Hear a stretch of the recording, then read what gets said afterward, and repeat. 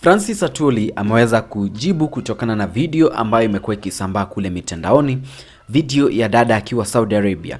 Kulingana na hiyo video ambayo inasambaa mitandaoni ni kwamba yule dada alitoka hapa nchini akaelekea kule baada yake kujifungua mtoto kwa ajili ya kutafuta hela, na baada yake kwenda kule kama mzazi ambaye amejifungua akiwa mchanga, basi inafaa awe ananyonyesha mtoto, lakini yeye kabla ya kunyonyesha mtoto akaenda kule kwa ajili ya kutafutia mtoto chakula.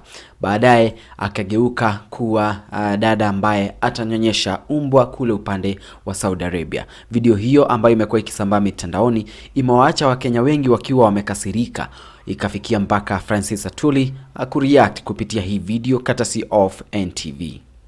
Thank you very much, Sister Nina. I have received a very disturbing video from one of our members, and I don't know how he got it about our own Kenyan girl who is being mistreated in Saudi Arabia. This girl went outside Kenya looking for green pastures, but unfortunately he landed up in Saudi Arabia or somewhere in the Gulf, where she's now breastfeeding dogs. She left her children and her husband in Kenya after 2 months of giving birth, and then when they realized that she's having she can breastfeed, the employer, instead of giving her a proper job, he gave this girl a job of breastfeeding his puppies in that particular area. This is what I've been saying, that this is indirect slavery. And I want to appeal to our government to go the way the first government of President Kibaki under Phyllis Kandie as the Minister of Labor did. He banned all employment agents. She banned all employment agencies in Kenya.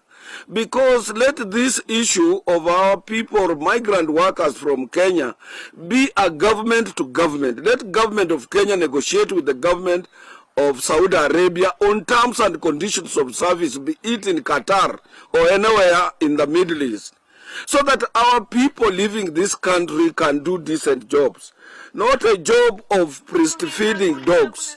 This is very dangerous to our own country. It denies the dignity of our own people. It denies respect of our own people.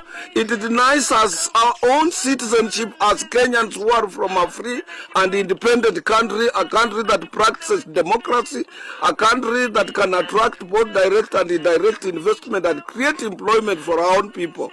I want to appeal to the government of His Excellency President William Samoei Ruto to ban all employment agencies and review issues related to outside employment of this country as it has been always advocated for by the International Labour Organization, so that our people can have decent jobs there. And we better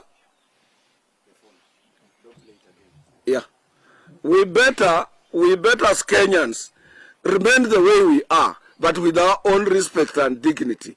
So I'm appealing to our government again that let us ban all these employment agencies. These people, what they are trying to do with our young girls, young daughters and sons, is applying indirect slavery. And when somebody goes outside there, she or he is a completely 100% slave. How can one's daughter be turned into a person, to an animal who is breastfeeding animals, dogs?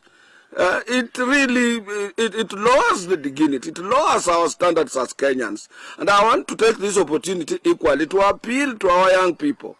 Let us remain here as poor as we are.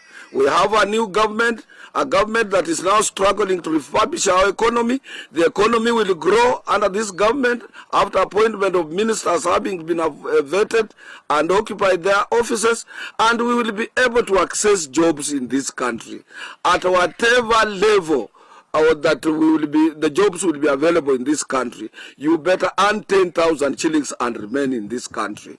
The jobs outside there, they are demeaning.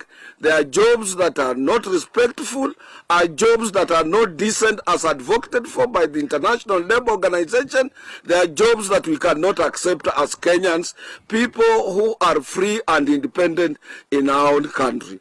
So I'm appealing to young men and women in this country, also before they leave Kenya, to make sure what type of jobs are they going to have. But at the same time, our Ministry of Labour should not have some officers also who are participating in employment agencies or who have employment bureaus.